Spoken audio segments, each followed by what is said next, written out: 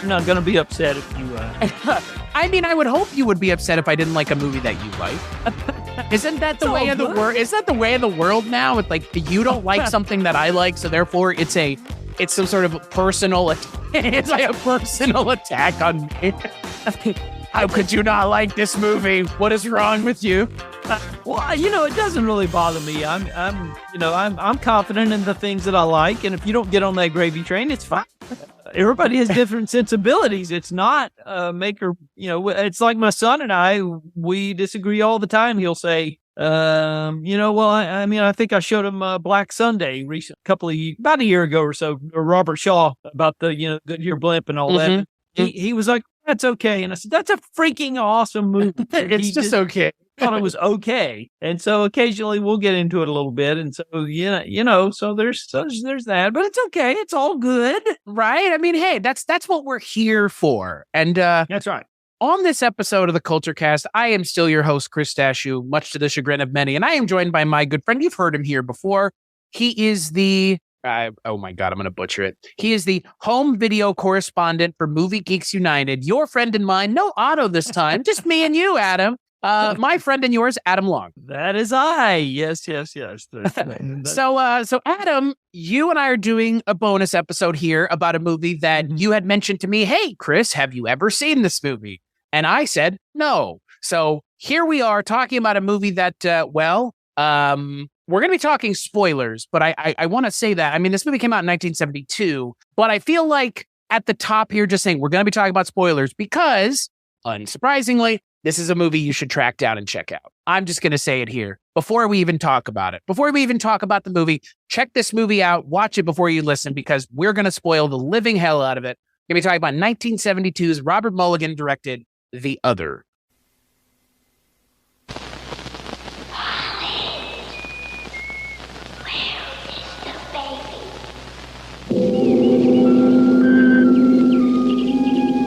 Life was good to the Perrys of Pequot Landing. For 300 years they lived in this place. The generations were rich with love, and the most beloved of all were the twins, Niles and Holland. That summer they shared a secret life. In the apple cellar, in the nursery.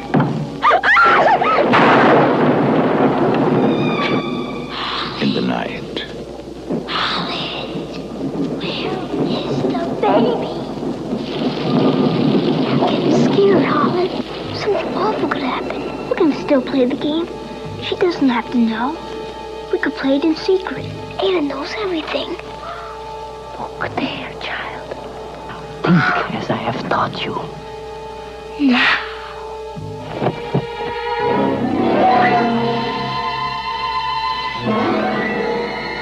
Imagine, Toshka, all your being. Niles, what is it? For the Perrys of New England, terrible things began to happen that summer.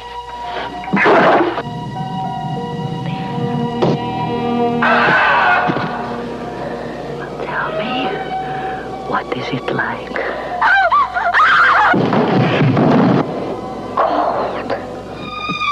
It was a summer of secrets. Secret treasures. Secret places. Come on, little brother. But the most frightening secret of all is yet to come.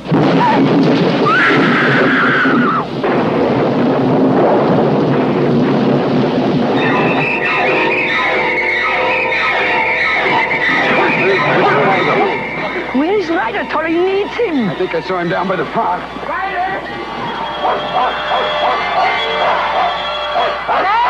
Thomas Tryon, author of the best-selling novel, and Robert Mulligan, director of The Summer of 42, present a chilling new concept of terror and madness. Oh, my God, my George, God. what is it? George, what is it? George, what is it? What happened? Oh, my God. There have been all the others. Now there is the other. Holland, where baby. So the film is, like I mentioned, directed by Robert Mulligan. It's written by Thomas Tryon, based on his book of the same name. And it stars Uta Hagen, Diana Mulder, and Chris and Martin Udvarnoky. I think. Udvarnoky. And they play the Perry brothers, Holland and Niles, two brothers who get into some trouble, one might say, Adam. Some nefarious things are going on down at the old Perry Ranch. And yeah, so that's the setup. Adam, I've got to know why. Why are we talking about The Other, a horror movie from 1972 that, according to Wikipedia, had a quiet theatrical release? Whatever the hell that. It was a very quiet theatrical release. Well, I discovered this film at the age of 7. No fucking way. I'm not kidding. What is you like? Sleeping Beauty, Snow White and Seven Dwarfs, The Other. Thank you very much. Absolutely. It was back in the day when networks used to run theatrical films before there were video stores on every corner, and now video stores don't even exist. So that really shows you how long I've been kicking around. But these were the days before you just had to wait until films were shown on television, and you had to make an appointment to do so. Well, I had this ritual when I was in first, second grade of going to my grandparents' house and spending the night on Friday night after a week of school. And a lot of times they would have the CBS Friday night movie going. And this was the CBS Friday night movie one particular Friday night. And I joined in probably about, a half hour into the film. And it's a slow burn. It's a very slow burn. But once you get really on its wavelength, and there was so much of what was going on that wasn't really registering with me. My grandmother had to explain the whole concept of split personalities and things of that nature. And I was utterly fascinated by this film. I couldn't believe what I was seeing, even at the age of 7. It blew my mind. And it was so chilling to me as the film went on and progressed, and that final scene where everything is transpired and you see you see Niles in the just staring out into the just staring out a window at the end of the film. I remember seeing that image at the age of 7, and it was just incredible, indelibly etched into my mind. And I can remember we went shopping the next day at a local mall, and we happened to be browsing in a bookstore, and there on the shelf was The Other, the Thomas Tryon novel. So I put 2 and 2 together. Hey, this was a book before it was a film. So it wasn't until years later that I actually read the novel. I was well into my 20s by that time, just to see how it differed. And there are some differences, minor differences, but it's a pretty faithful adaptation. I was amazed at how I think it's actually a textbook example of how to execute an adaptation of a novel successfully, I should say. So I was really, but I haven't, my history with this film goes even further than that. When I was, probably 26, 27 years old, I tracked down a collector of films. I was working as a projectionist at that time. And the guy sold me a 35 millimeter print of The Other for $50. Oh, man. I talked to my boss at the time, and I said, could I arrange a screening of this film for my coworkers? And this is in the mid-90s. This is around 95, 96. No, 1996. So you can think of the movies that were popular around 1996. So the kids and these were teenage kids that I was working with, just put a note up by the time clock, and I said, listen, surprise movie. I got a movie for you. Didn't tell them what it was about or anything. And I put that film together on the projection table and ran it for them. It was a good looking print. It was a little pinkish, but I was able to correct that with, you can actually take a soda bottle, a citrus soda bottle, and cut that out and put it in front of the bulb, and it will actually restore some of the color, which I found out. So I was able to get it fucking tricks of the trade, man. Yeah, it was pretty amazing. That's the one and only time I've seen this film in the theater was when I projected it with my own print. And this was probably a 300-seat auditorium. And this was after the theater had closed down.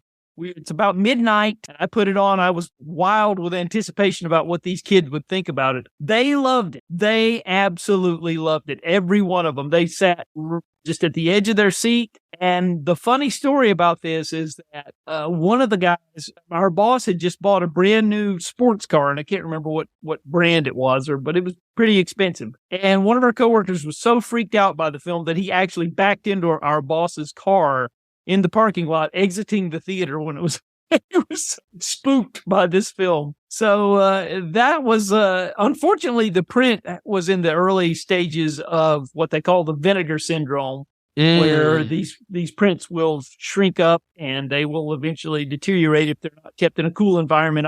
I moved into I was married at the time, and my ex-wife and I had just purchased a home, and I put it in a place to store it that wasn't an idea, and it actually deteriorated further, and so I eventually had to throw it away, unfortunately. But I have fond memories of showing the other in a theater. And that was, yes. So there's some personal stories that I have with the film. Over the years, I've had to diligently seek the film score. Was hard to find for years. That was actually issued on a CD in the mid-90s. It was paired up with the Mephisto Waltz because the score is done by Jerry Goldsmith. They paired that on a CD with the Mephisto Waltz. It's probably out of print now, but it's out there. I don't know. This film has just really, and over the years, I have put it on VHS tape. It was not released on VHS until late in the game, probably like 89. And I remember there was a trade ad in Billboard magazine when it was released. There was first time ever The Other coming to home video. And I ran it for a group of friends. And again, same thing.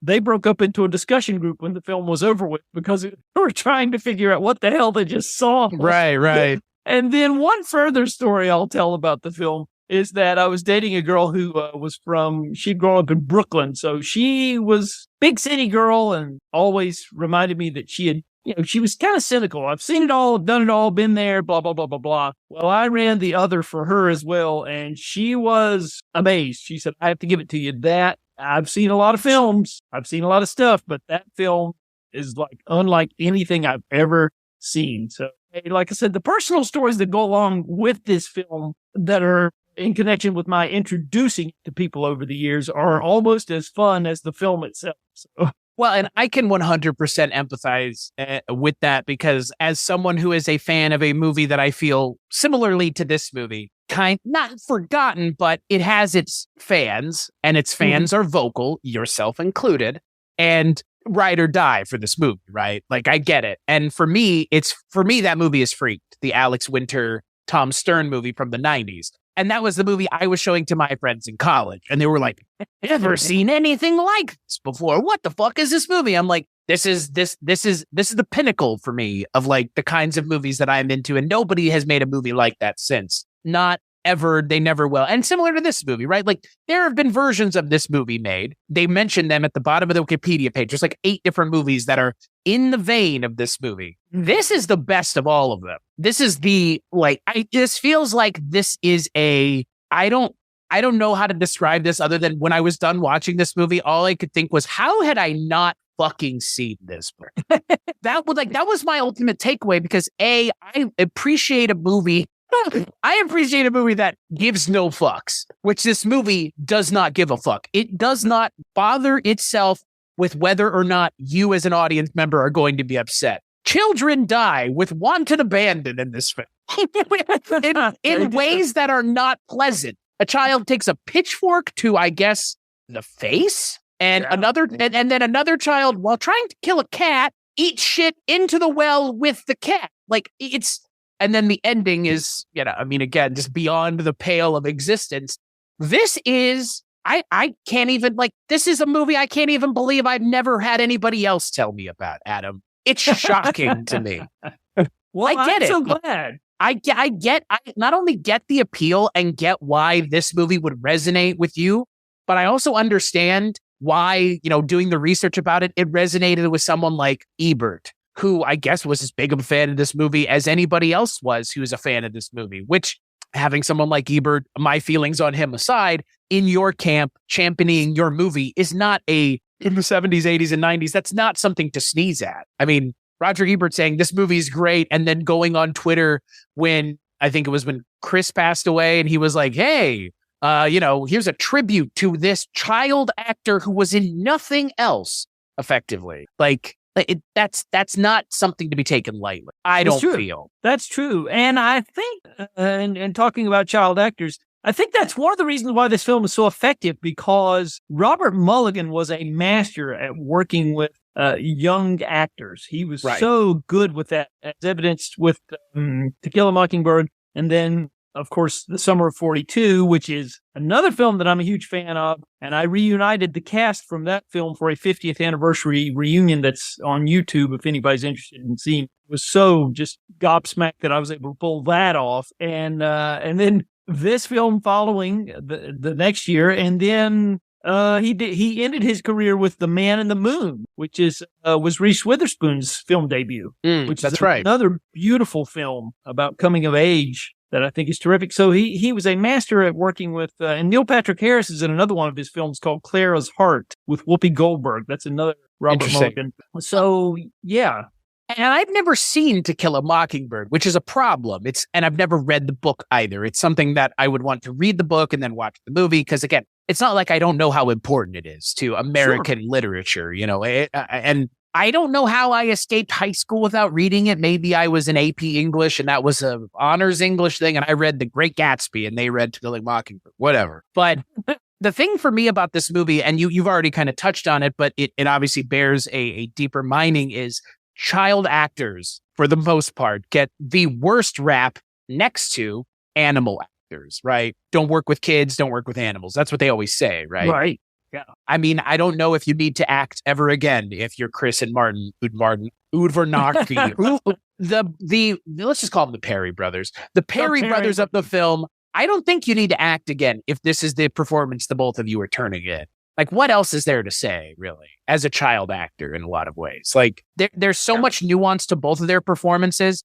And again, it's so smart. The decisions that Robert Mulligan made are so smart, keeping them apart off screen, never on screen together at any point, is, again, it's just so smart that it allows us to feel the dreamlike quality that the movie is totally going for. Because that's what it feels like to me, right? I don't know if you came away with that same feeling, but there's like a I wouldn't say Grimm's fairy tale feeling to it, but it feels like it hews close to a fairy tale of the darker variety, the way they're originally told. It's a cautionary tale in a way, it feels like. Absolutely. Yeah, that's a good way to put it. I think one of the keys to the film is, and again, it's also, Tom Tryon, who wrote the novel that this was based on, and we can talk a little bit about his background here in just a little bit. But he knew how to tightly plot, so there's just a little bit of information is given out, just a little bit here, just a little bit to keep you off balance. Barely anything, though, which I so appreciate. Yeah, it's just enough. And that's what I have to warn people, especially modern audiences. When I introduce this film to people, I always say,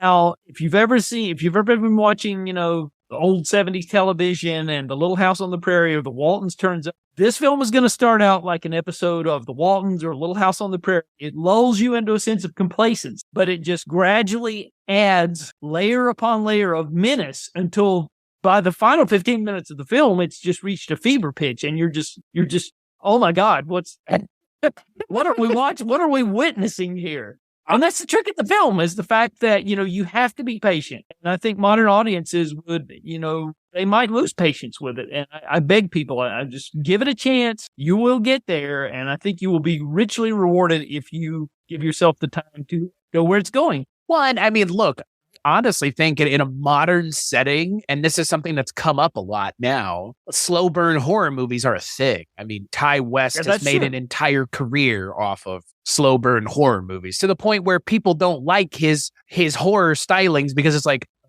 it's just another hour and a half of nothing. And then the last 10 minutes, and, I get the sentiment, but it feels like a contemporary complaint of like, oh, just get to the action already. It's like, why not give us some world building? Even if this is a singular, self-contained narrative that has nothing else past it, build the world that these characters inhabit. Give us an idea of what we can expect and how you're going to subvert those expectations. Because you're the only one, as a filmmaker, who can do it. We are going to fill in whatever narrative gaps that are maybe missing for us. But I really appreciate that this movie takes effectively like a half an hour to get going. Oh, yeah. And it's only an hour and 40 minutes. It's not like it's 2.5 hours. So, well, there's still 2 hours left. It's like a half an hour to get to the point where it kind of starts dawning on you as an audience member what in God's name is going on. and here's the thing. And I was kind of curious.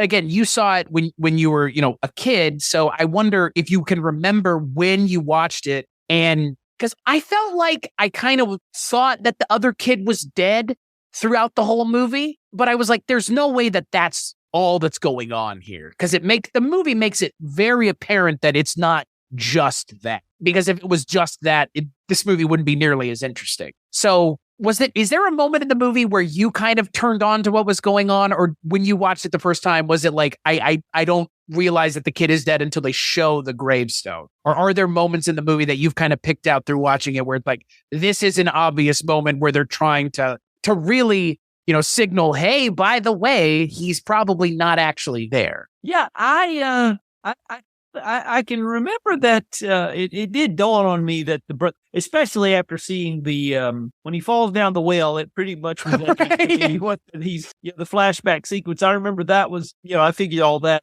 I think the concepts of the film that escaped me at age 7 was the playing of the game that the grandmother teaches Ada, the Russian mother, teaches Niles to play the game, and we get into that here in just a little bit. And that whole concept just went over my head at 7. I didn't get that.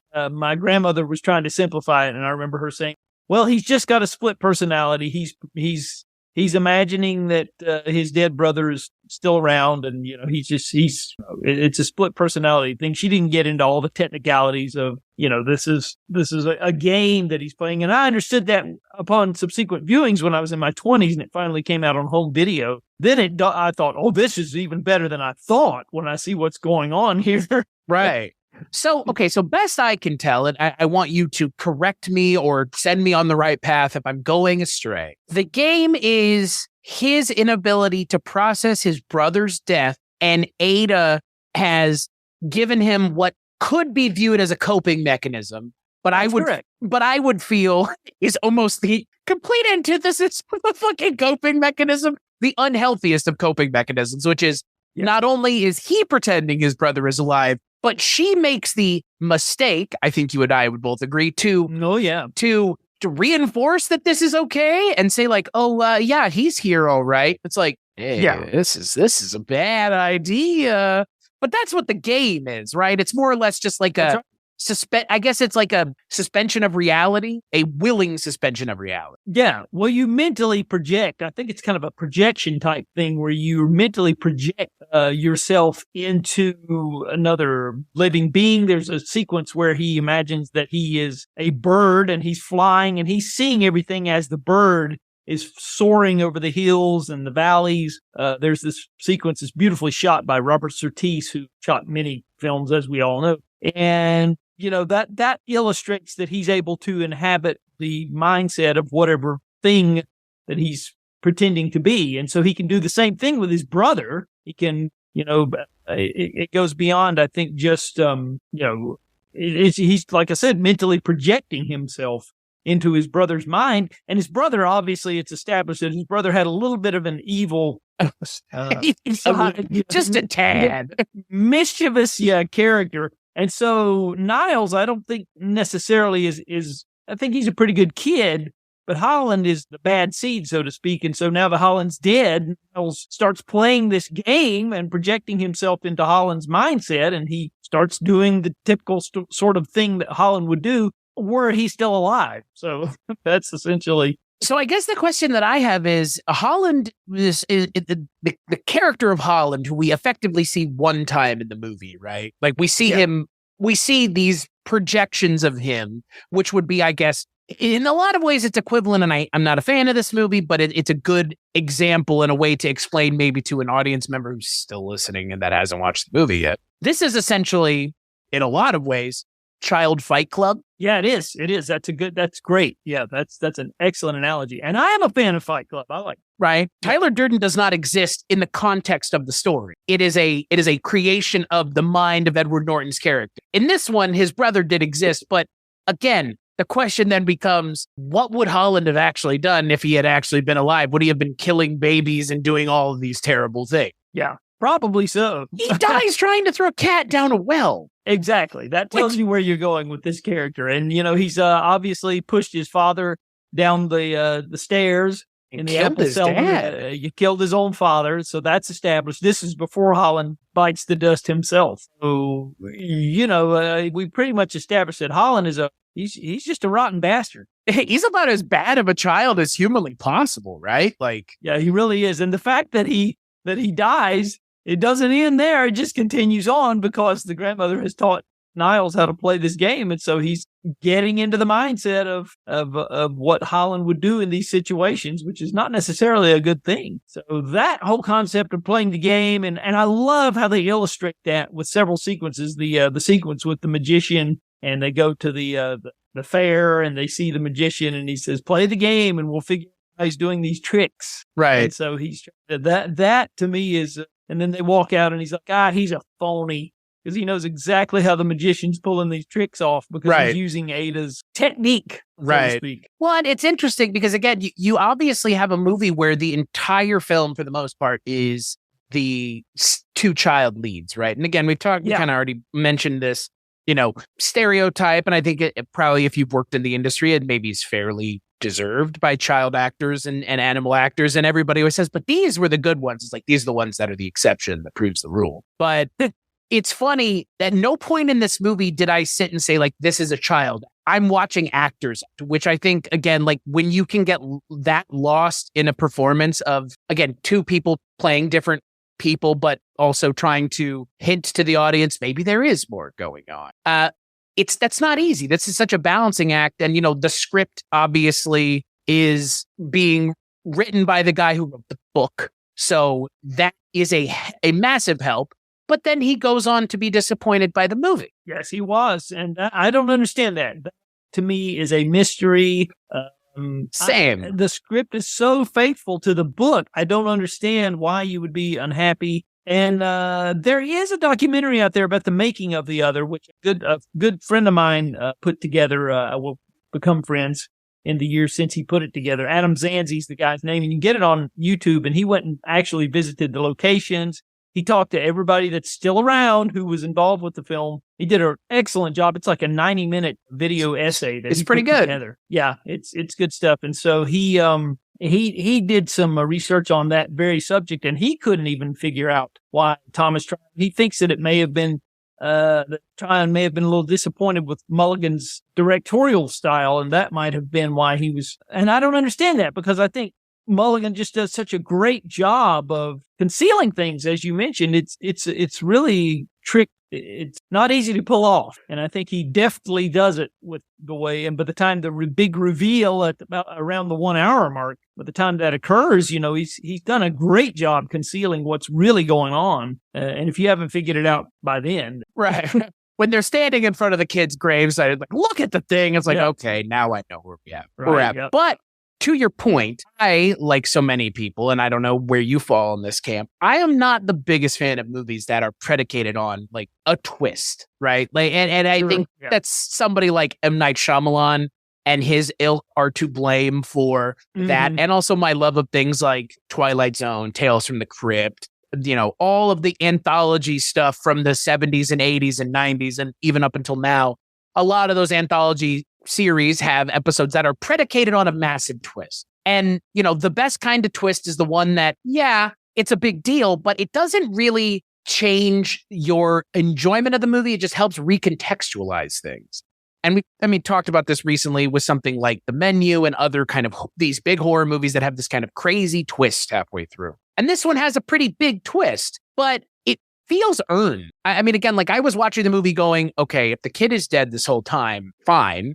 And it's going to work if that's the case. And that ends up being the case. And it ends up working because their performances are so kind of just enthralling that you get lost in their performances. And it kind of doesn't matter if the kid's alive, but the movie going, but he has been dead. And here is how he died. And now you get a better sense of what in the hell is going on.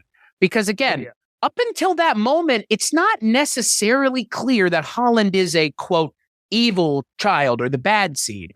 But what he's doing when he dies leaves no room for the audience to have any interpretation other than this is the spawn of Satan. Like, yes. You know, I mean, he causes the death of 1, 2, 3, 4 people, or 3 people. And I guess, does the cat get away? The cat, I didn't see the cat go down the well with him. Maybe I wasn't paying attention hard enough, but 3 people die because of him. Yeah. Yeah. Exactly. Or 4, I guess, including the baby. Where's the baby? Oh my God. Adam.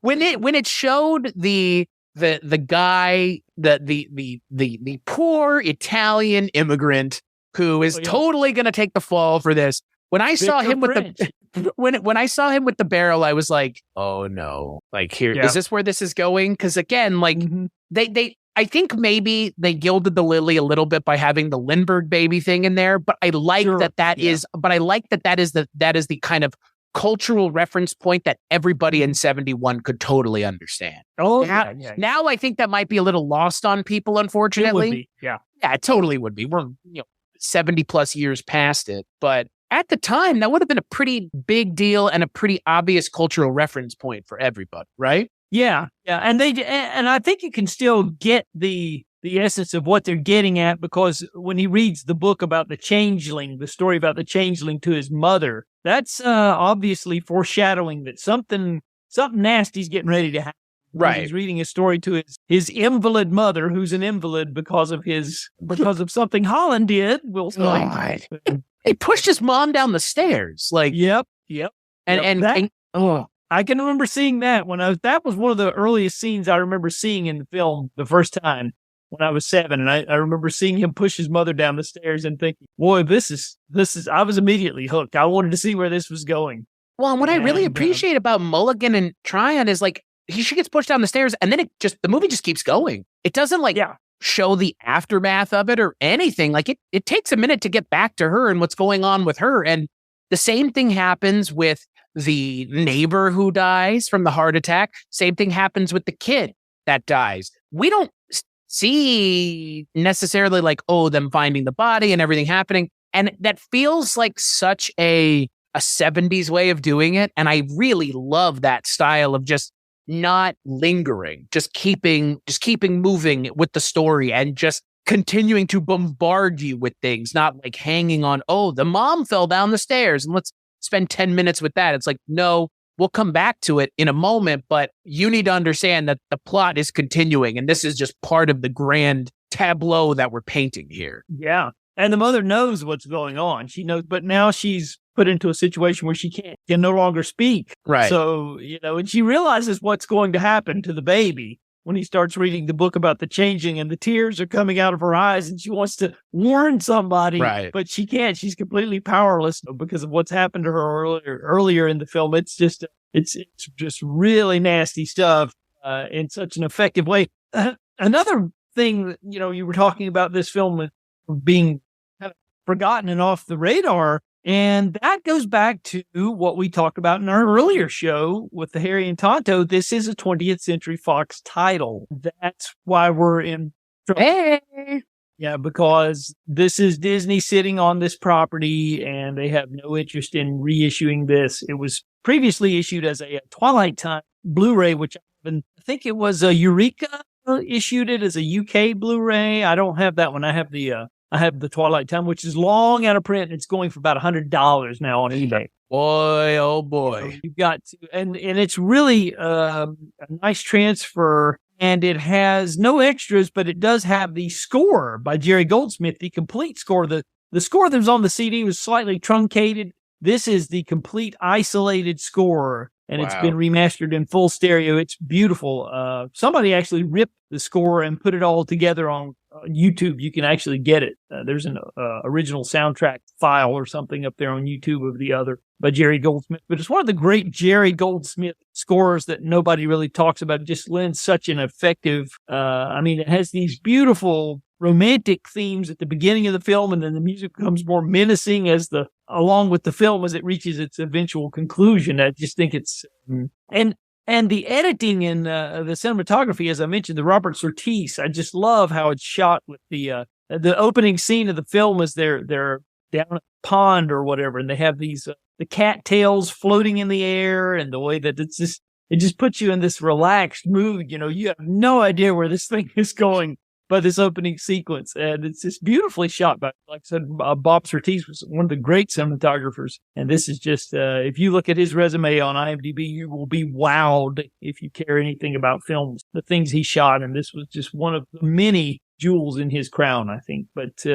yeah, we can talk about Tom Tryon a little bit. I think that's an interesting story. Yeah, I mean, actor, novelist, and I guess just kind of traveling man about. Like, it's weird. Like, his career in a lot of ways, like 72 is a big moment and then nothing else. Like, it's kind of what it feels like, right? Well, he had some books that did, one of his later books, Crowned Heads, was an anthology, a book of short stories in a similar vein.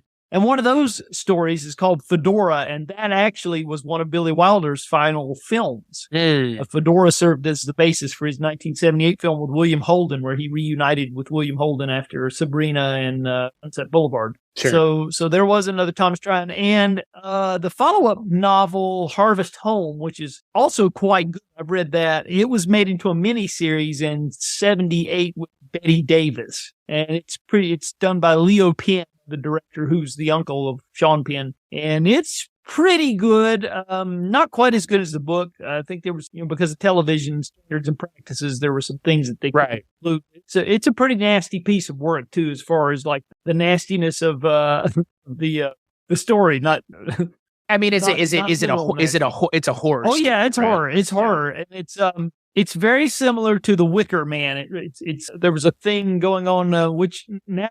Well, actually, I would say it's a precursor to Midsummer, which draw a more modern reference. It's similar to that because essentially what it is, it's a husband and wife and their kids. They decide they want to get out of the rat race and they move to this colony up in I guess it's in Connecticut as, the same setting as the other. I think it's like a Stephen King of Connecticut. What's going on? Yeah. It kind of is. And essentially, it's a gradual reveal that things aren't all what they seem. And I don't want to give too much away, but by the time because I'm going to watch it. Like at this point, I'm interested in a lot of like a folk horror-y stuff. So this sounds like it's right up my alley. Yeah, it's pretty good. It's up there on YouTube. I don't think the quality, it was released in a truncated VHS format. It's originally like 3.5 hours and the VHS was like 1 hour and 59 minutes. So they cut a big chunk out of it. So you want to try to avoid that one if you can. But I keep hoping that a Blu-ray will emerge because a lot of these TV movies are making their way to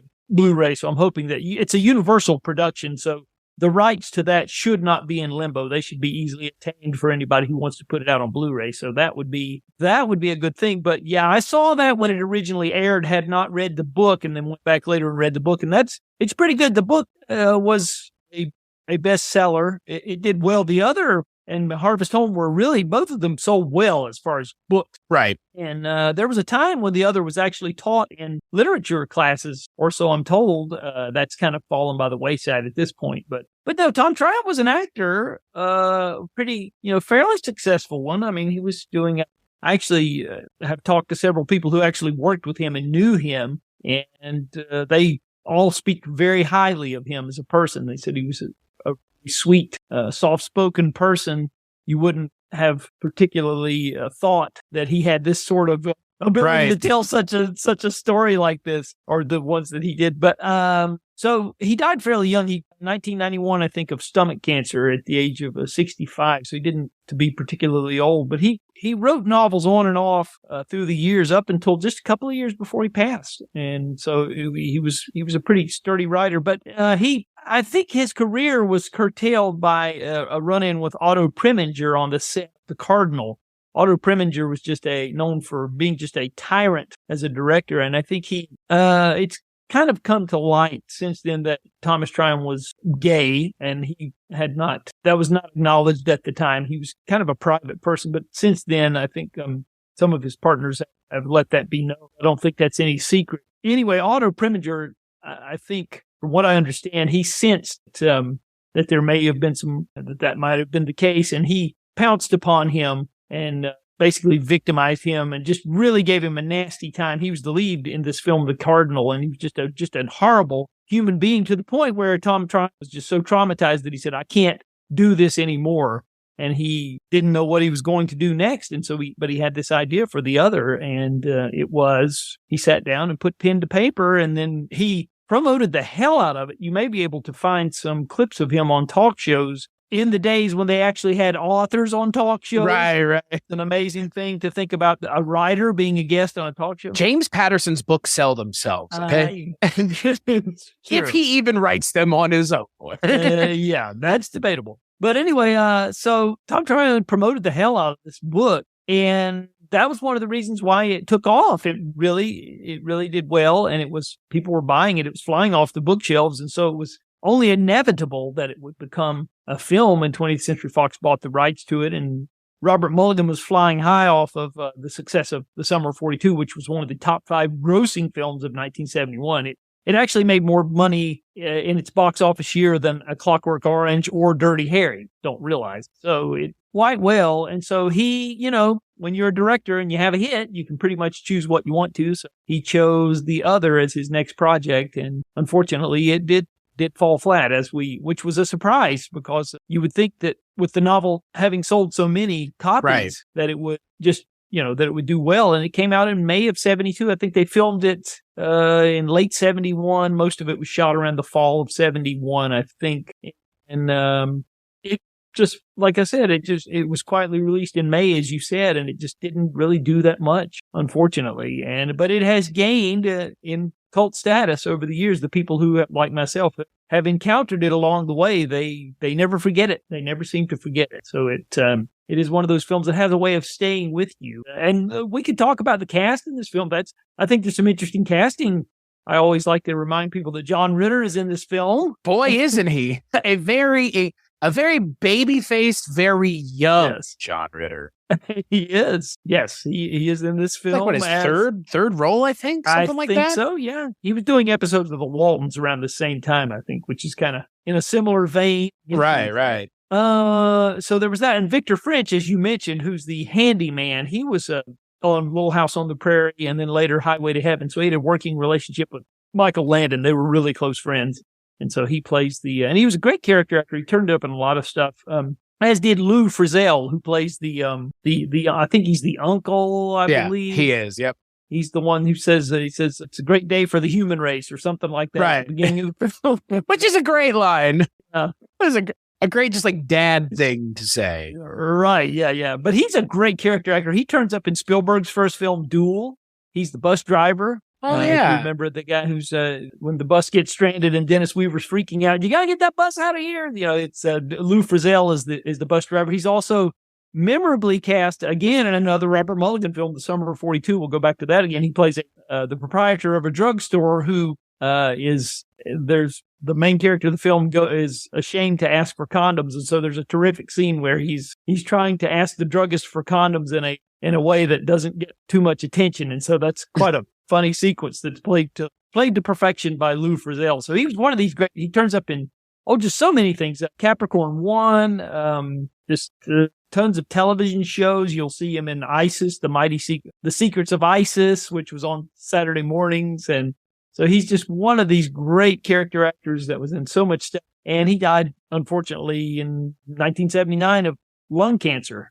So he didn't make it very long either. I think he was like 59 or something. Yeah. So there's some, and then you have Uta Hagen. I was about to say, like, the one and only Uta Hagen. Yeah, the great acting teacher who plays the grandmother in this film, a very pivotal part in the film. You have her, and then you have Dinah Muldaur, another great character actress who turns up in so many things. Interestingly enough, she also played David Banner's sister in an episode of The Incredible Hulk, where he goes home to visit his family. So interesting. I really like kind of how Uta Hagen's performance is in no way, shape, or form malicious. And that was what I was kind of expecting, was this kind of like, right? Like, because that's the expectation, is like she's teaching him this thing and he learns it, but she is, whatever her druthers are, she has them, and she's trying to get him to learn the game and like understand what that means. And it could have gone the direction of there's something nefarious here, but she is the one who finds out it's nefarious. Unbeknownst to her, I guess that's kind of the thing I was wondering.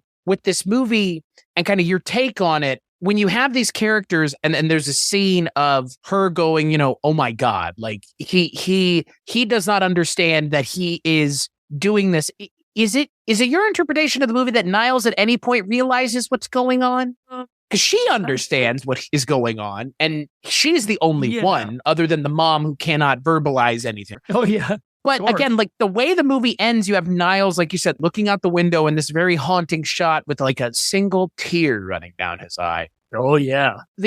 What is your interpretation of that ending? What does that mean to you? Because I'm curious. I kind of have my own take on it, but what does that mean for the audience and the character by the end of the movie in your mind? Well, I think that obviously you have Ada, the grandmother. She sacrifices herself in an attempt to end the life, to extinguish the life of Niles, which does not end successfully, as we just mentioned. And so Ada was the only one who had verbal communication skills, who knew the secret of Niles, knew what he was really up to. So with her death, and the mother can't speak anymore due to her accident that Holland/Niles caused earlier in the film. So with the mother being the only one who truly knows what's going on, I think, to me, the message I got was he's just going to continue going on doing what he's done. He can't stop himself at this point. It's, as she says, it's gone too far. Yeah. I really love, because you've mentioned it a couple times, that kind of reading of the changeling story. I think that for me, it's one of the smartest parts of the movie because it informs the end of the movie, right? Like it informs that last scene where you're like, okay, so now he's beyond reproach. There's no saving him. And he maybe hasn't been, quote, taken over by somebody else, but he's let himself become someone else willingly. He has. In the book, there's a scene at the end of the book where he's actually in he's actually been sent to the house, home for the criminally insane. I'll get it out. Sure. Got sent up to Bellevue, as they would say on Barney Miller. Yes. Send him up the river. Yeah. But he, at the end of the book, he basically, you get the sense that he's completely taken over by Holland. Holland has completely taken over him. There is no Niles left at all. Right. And so you get that sense at the end that's what's going on. So, and there is an allusion to that in the film because he says, there's a sequence where he says something about, are you Holland? He goes, I'm Niles. I'm Niles Perry. He goes, are you really? Or something to that effect. Right. Conversation that they have.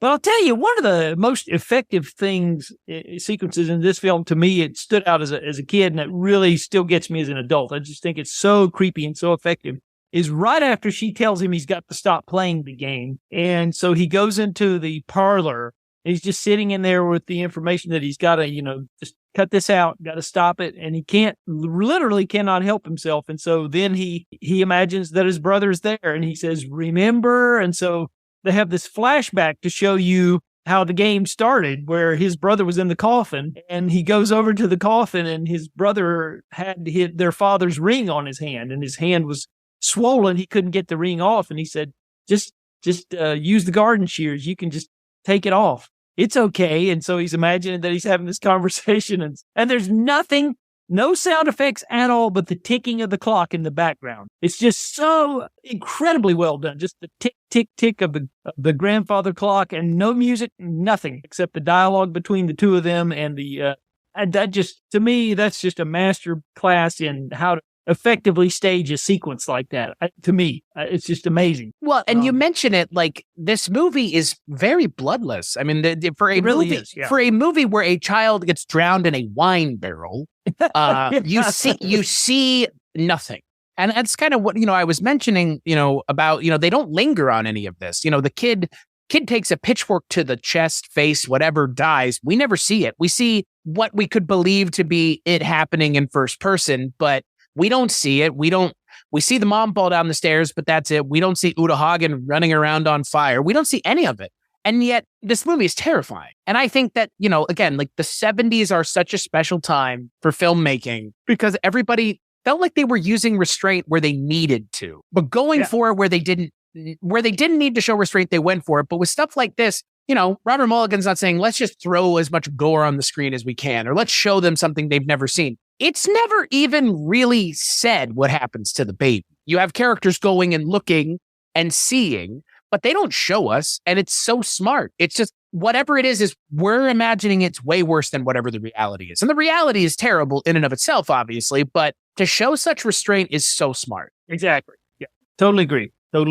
Yeah. It's, like I said, I think a lot of directors could learn from this film if they took the time to watch it. Some of the ways that things are staged. I'm just amazed. And these are things that I would not have necessarily picked up on as a 7-year-old. I was more story driven then. I didn't pick up on stylistics or, directorial flourishes and things of that nature. That's just not something that I would have picked up on until I was well into my 20s. And then I would noticing stuff. Hey, this is so well done. This is just the way this is, put together here. And so I just think that Mulligan just really nails it. He gets the story told, and like you said, in a very efficient amount of time. He doesn't belabor the point. Like you said, you're in for just a little over an hour and a half, and and it's done and it's over. And you've got a lot to think about when it's all said and done. Well, and to your point about, showing it to other people and them kind of sitting down and talking about it after. I mean, that for me is the sign of a movie that deserves my attention, is when people are willing to sit afterwards and have a discussion about it, as opposed to this was good or this was bad. Like that, to walk away from this movie and say that was good and that's it is kind of missing maybe the point. Because again, like, it's asking questions about identity and self-identity and in a lot of ways, like what it means to lose yourself. And also, I think in a way, it's a little bit of a rumination on how people process grief and loss. Because again, I mean, ultimately, at the end of the day, he just can't deal with the fact that his brother is dead. That's ultimately what this movie boils down to, is his inability to process his brother's death. And everything else coming out of that is what we see.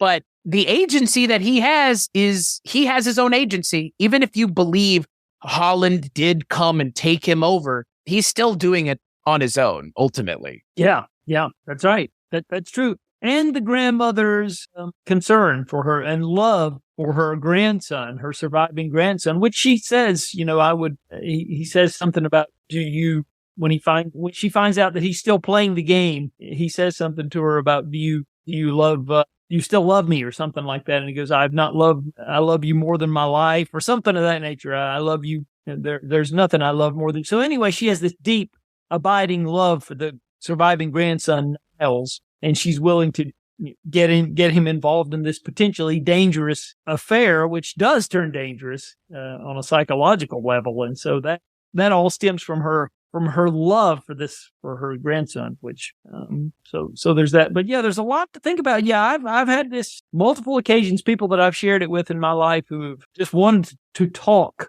about this film when it was over with. They just wanted to discuss it for a good 5, 10, maybe even a half hour, something like that. Well, and again, I mean, it leaves you with a lot of questions, but not in a bad way. It just leaves you with a bunch of questions as to, self-responsibility, what it means to grieve, what it means to, again, I've never had a family member pass away like this, so I can't comment on levels of grief and stress and how those manifest.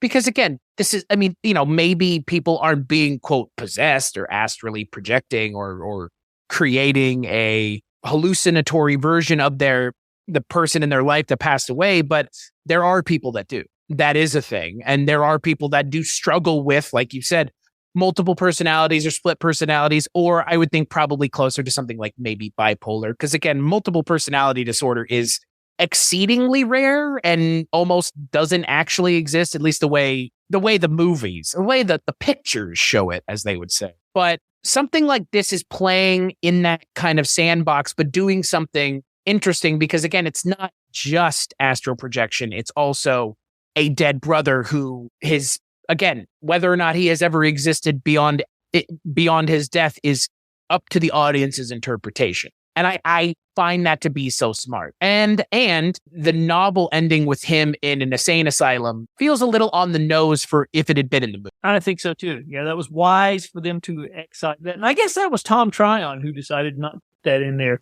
And so that, that was wise. But, some people have criticized the film for saying it's too beautiful. And that I think that was one of Tom Tryon's raps against the film, was that it was just too beautifully shot. And, I think it's quite menacing, the way that it's photographed. I think it's, I would not say that.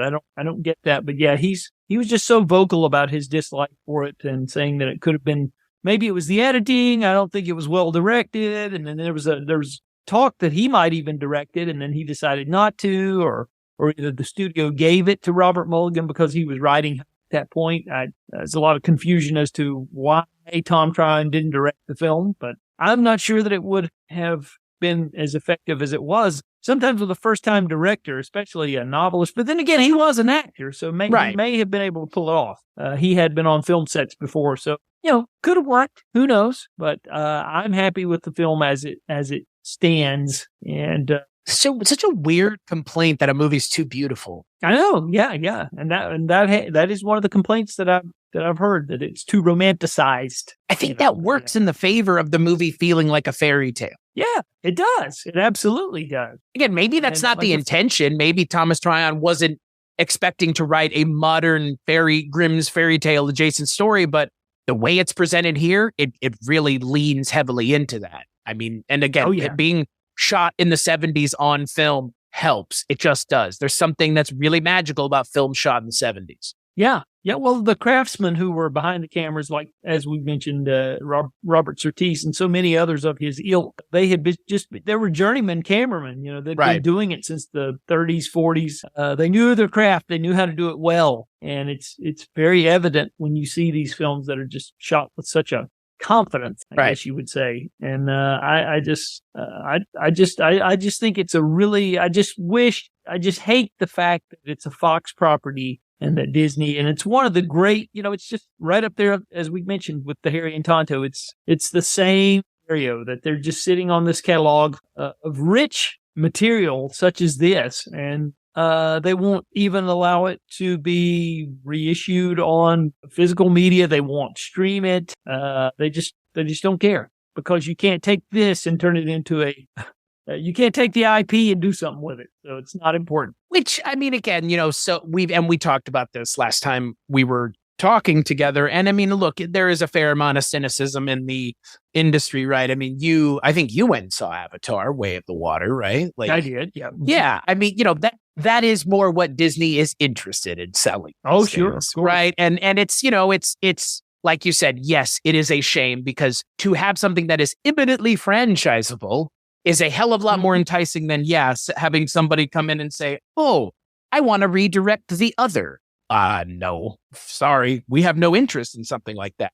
I mean, that is what we're talking about here. That is the level of, I guess, disregard that it feels like, especially with Disney. And I feel like it's almost Disney alone, of a singular focus on something so financially important and yet not creatively important or rewarding. I mean, again, I'm not going to say Paul Rudd and Evangeline Lilly and Michael Douglas aren't having the time of their lives in the Ant-Man movie, but like, come on. I don't want to drag Marvel, but like, it's oversaturated now, and Disney is to blame. Like, Disney and Marvel are to blame, almost singularly, at least for that aspect of it. And this whole thing with sitting on properties, and not just like, if it were me and if it were you, we'd probably take all of these and do something that would be a Fox streaming platform or part of the Disney Plus platform that is all of these kinds of things that are literally just sitting somewhere. Like, it's just money you're leaving on the table. It's just money you're not making, because there are people like yourself and like myself who, if Disney went, we've got Fox's back catalog here, would you like to see these on a streaming platform? Who the fuck would say no?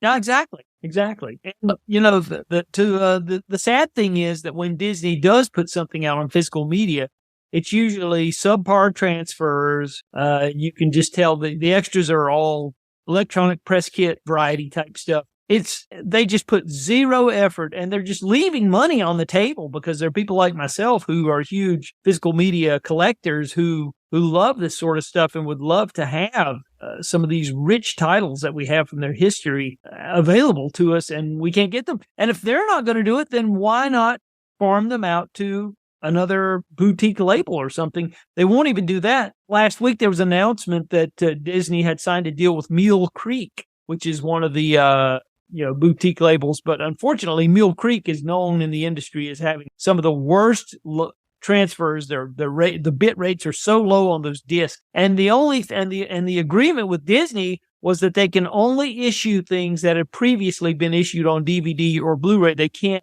dig into their catalog and reissue and put things out that have never been put out. So they're going to be limited, and they're not going to be able to do 4Ks. And it's like, what is the point? What is the point with all this? I don't get it.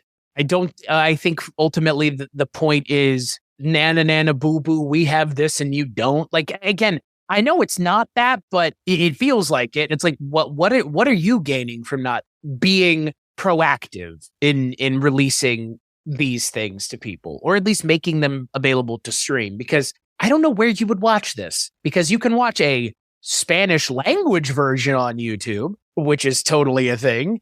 But to find the movie, you would have to go through some channels that some people may not want to, going and buying a $100 DVD or illegally downloading it through torrent websites, which, again, honest to God, if they're not providing access to it, what the fuck does it matter if you illegally downloaded it? I mean, that's, as someone who, again, my feelings on illegally downloading things are going to differ from everybody's. I think a lot of people, and you might agree, if you can't provide it to me in any other way, then fuck you, I'm going to download it and watch it. Like, I can't abide you not caring at all. I'm right there with you. I mean, I am right there with you. And, you got to, if you'll give us a copy that we can pay for. It. Yeah, right. But if you're going to release Wall-E on Criterion and call it good, folks, that's not enough. And it'll never be enough. And, I think that this was the unintended consequence of the Disney Fox merger, 20th Century Fox merger, that everybody was crowing about, me and you, and now we're all just sitting here like, yeah, and that's exactly what happened. Like, we were worried this was going to happen, and it's exactly. Like, yeah. Hey, but Predator and Alien are getting new movies. Okay. Is that the only 20th Century Fox property anybody fucking knows? Like, what universe are we? What universe are we in where it's like, you've got stuff like this, you have so many other things, Harry and Tonto as well. Harry and Tonto, a movie that effectively is being remade with Tom Hanks. Yeah, like poorly, we might add.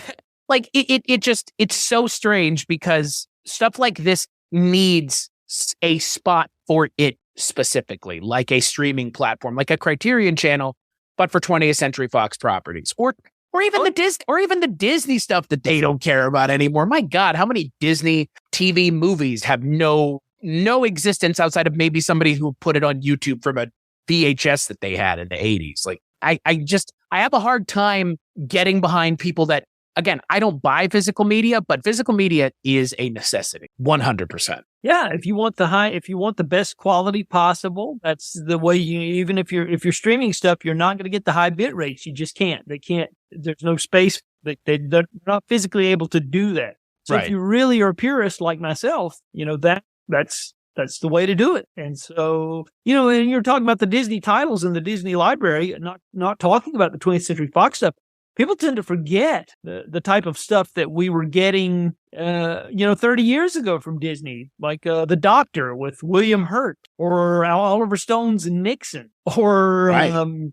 What's Love Got to Do with It? The biopic of Tina Turner with Lawrence Fishburne, that's and Angela Bassett. These are the kind of movies that Disney was financing 30 years ago. How times have changed. Yeah. I'm not sure Disney cares about anything that's not Lin-Manuel Miranda written, or Marvel or Star Wars, either adjacent or specific. So, which is perfectly fine. But, again, like, it's a shame, because it feels like people like ourselves are screaming into the void, asking to have somebody just care for 2 seconds at a company where they have so many people who are working around the clock to do everything else but dig into their back catalog. And like we said, it's just money on the table. It's just money that they're not getting, that there are people willing to give easily $20-$30 a pop for this. And you know what? Maybe do like Warner did with the like pressed to own type thing, where it's, we're going to press it when you order it, it's not just we don't have thousands of these lying around, which also is a great option. Why not just open up your back catalog and make it where it's pressed to own? as if Disney couldn't afford to do that. Like, Exactly. again, like that's as a friend of mine who I podcast with, who works for Prime Video, said the Amazon Lord of the Rings show is just a rounding error for Amazon. Like, that's what they spent on that show is a fucking rounding error for Amazon. They don't give a shit. Like, and ultimately, that I feel the same way about Disney. It's this like faceless Hydra-like organization that, as in not the comic book Hydra, but like a Hydra of mythological creation. Because I have to fucking clarify now. But it's that same thing where it's like it's all encompassing, but yet all it is just like this faceless fucking comic book and Star Wars factory now. Yeah, and they're rebooting Planet of the Apes. I heard they're doing another one of those. So there's that too. Yeah, it's it's really sad, and I know so many people that I hear about, on social media and people who follow me on Movie Geeks Unite, who are telling me they're clamoring for a 4K release of Con Air or Tombstone or The Rock, all these 90s movies that Disney is sitting on, and they don't care. They don't care. Well, The Rock already got a Criterion version 20 years ago, so we're good. Yeah. So you're right. Yeah. I'm sure that transfer will pass muster. We're good. Like, we're good. We're good now. It's, it's a shame. And I feel like whenever you and I get together, it kind of always comes up. But I mean, again, this is another movie that is 100% a candidate for re-release. I could see this on Vinegar Syndrome or Scream Factory or any of those boutique labels, and people would buy it. No questions asked. There are people that just buy them just because they don't even know what it is. They're just buying it because it's the new thing coming out. And they want to have the newest, hottest Scream Factory thing that they've never heard of. And this would be right up there in that camp of something you may have never heard of that will floor you, shock you, and will entertain you in a way that a lot of current media doesn't. Yeah, and I think this film does have a loyal following. I mean, it may be a smaller following, but nonetheless, people who have seen it it does have its fan base. There are a lot of people who are friends of mine on social media who love this film, who saw it when it came out and or have caught it over the years like I did. And so it does have its fans. And so it would be nice to see it maybe paired with that great making of documentary I just talked about. If anybody's interested, like I said, that's up on YouTube for free. I'm going to link it in the description of the show because it deserves to be watched. I mean, again, like stuff like that, in my opinion, shows the dedication to something like this, to a project that you love, is going out of your way to go, I'm going to track people down and I want to know where you are, what you're doing and how this affected you and what's been going on with you since this came out. Because again, like the only people that are going to do that clearly are the people who like this and care because nobody else is putting in the effort. And that feels like us doing somebody else's job for them. Yeah. Yeah. I was delighted to see it when I found out that it was happening, and because I posted something about the other on social media, and the guy who did it, he saw my post, and we weren't friends at that time, but we connected since then. And I think I might have done an obit on the death anniversary of Tom Tryon. I think maybe that's what it was. And he chimed in and he said, I'm working on a documentary of the other, about the making of the other. And I said, whoa, okay, let's talk about this. So yeah, it was obviously a labor of love, and he worked really hard on it. So anybody who's a fan of the other or has seen this film, you definitely need to check it out. It's, like I said, a video essay, and it runs almost as long as the film. Yeah. About 90 minutes. So it's very, very good. We will talk right quick before we wrap this up, if you want to, about the alternate ending, because this film did have an alternate ending. Which doesn't sound as good. Yeah, right?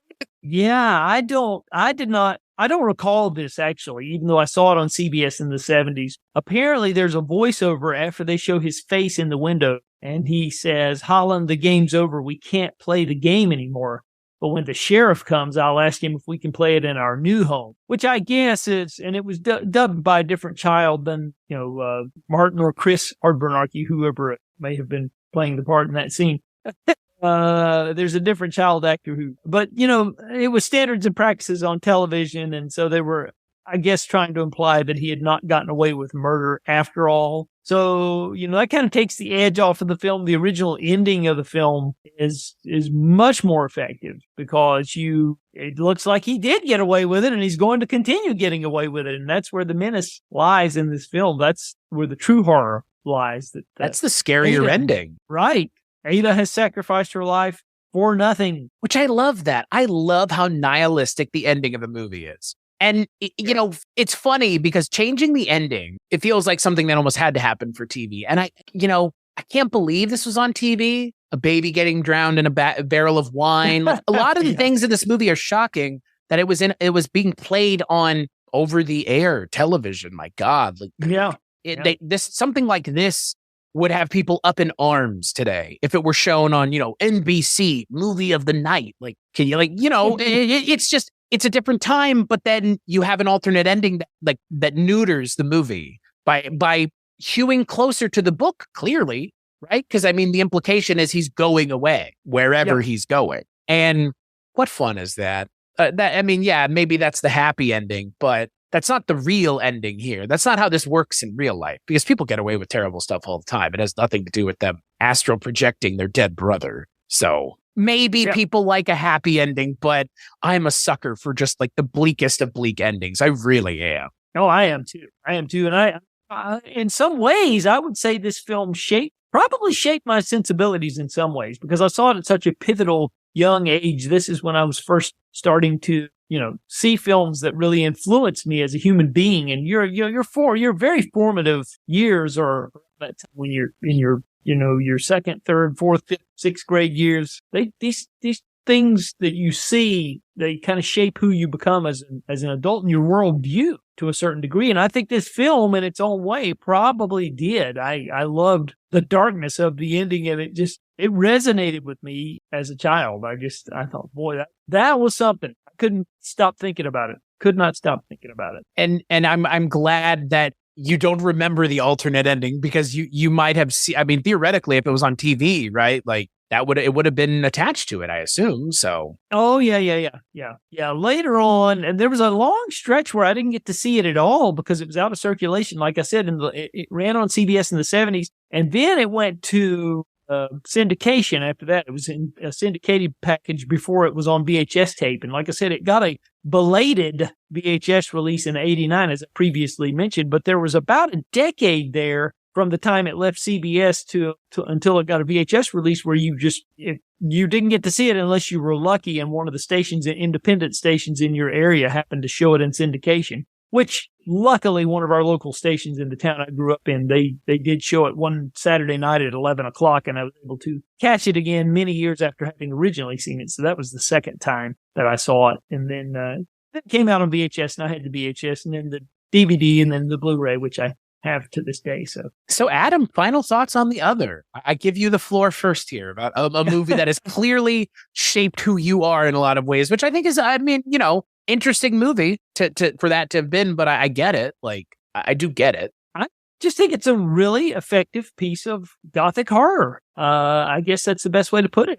It's just so, the spell and it works, the way it works, it's magic by lulling you into a sense of complacency, and then, as I said earlier, puts layer of menace upon menace until it reaches its ultimate conclusion, which is by that time at a fever pitch. It's just an amazing, the way it's orchestrated, almost like a good symphony, I would say. And so I just think that the performances are really effective, and it's so tightly scripted, and like I said, extremely well scored and well photographed, and I can't say enough good things about the film, I have to say. And, I'm going to echo everything you said. I always am really excited and humbled when someone comes to me and says, I want you to watch this movie and tell me what you think. Because, again, like yourself, as someone who loves movies, as someone who loves food and other things, I'm always worried when I suggest to someone, oh, I love this restaurant, you should go check it out. I love this movie, you should check it out. And it's like, hey, I didn't like that. It's like, oh, yeah, I didn't either.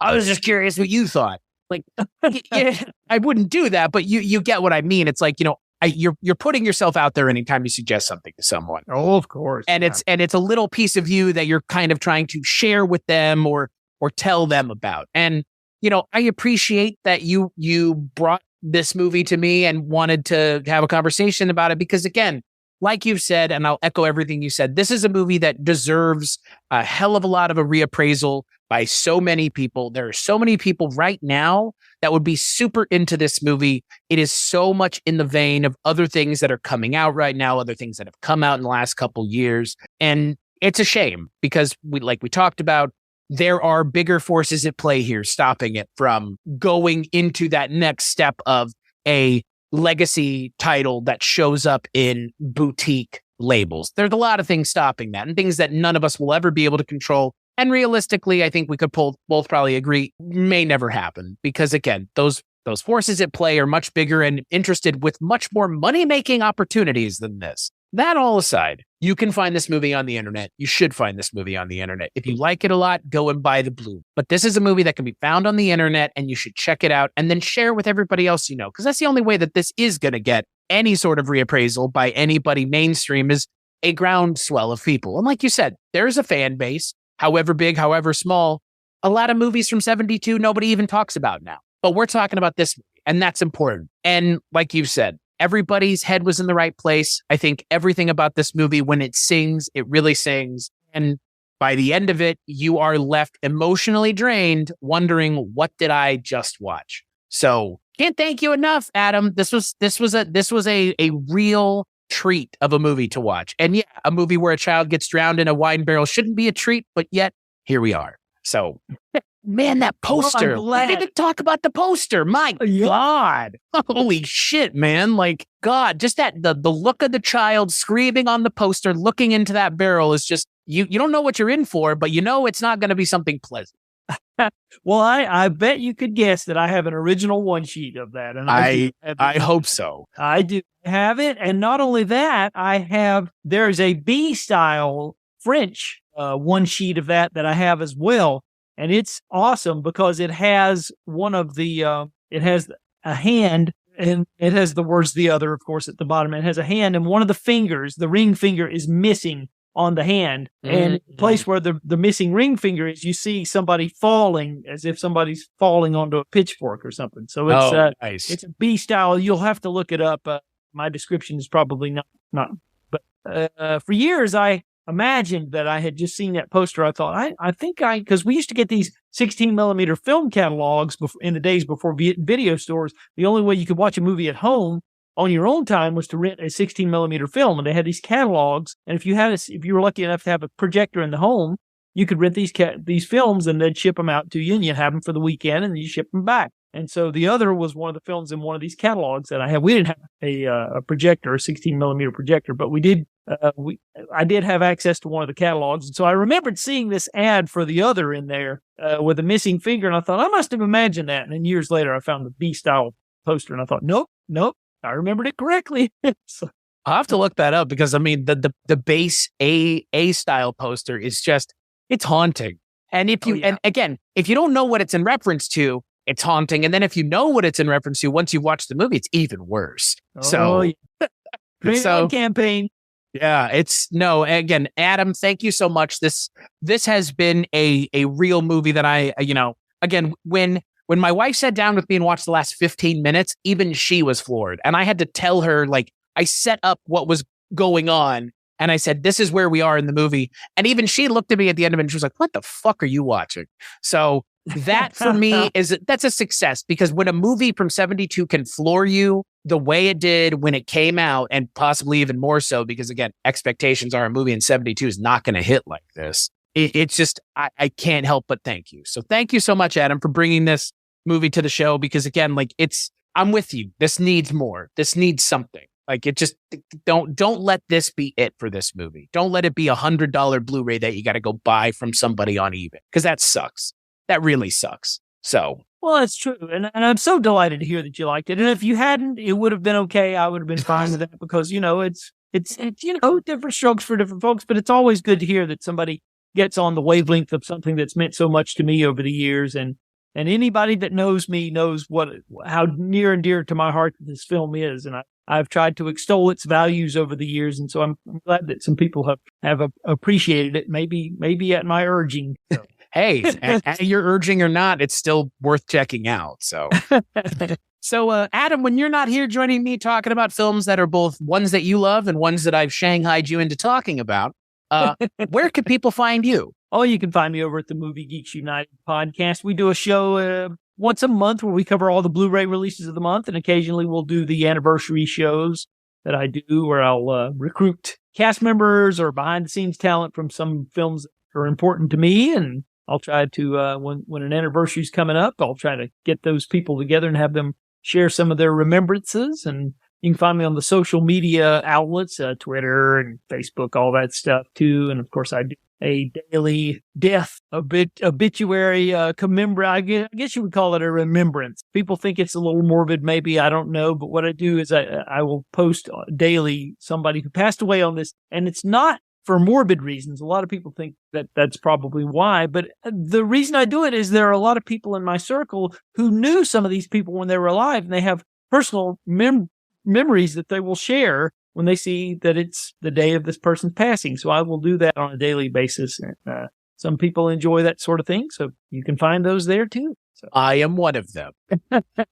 I appreciate any time that you're highlighting people that, again, like you've said, I mean, it's not morbid. These people worked their entire lives in this industry, and they deserve to have a remembrance, even if it is just for one day. So, and with actors like Chris and Martin Udvarnoky, like they what spotlight are they getting shined on them? So, it's like anything else. People who work in this industry, if you're not working right now, everybody forgot that you existed, I guess, unless you pick up one of the movies and watch them. So I always appreciate that there are people out there like yourself who are committed to the craft of keeping film history alive. And especially, the unsung character actors, which it's mostly character actors, it would seem. So, yeah, there's a lot of that for sure. Yeah. So as for me, you can find me at weirdingwaymedia.com, along with this show and so many other shows like Mike White's The Projection Booth, the gentleman who brought Adam and I together, Father Malone's narrative-based Astounding Tales of the Public Domain.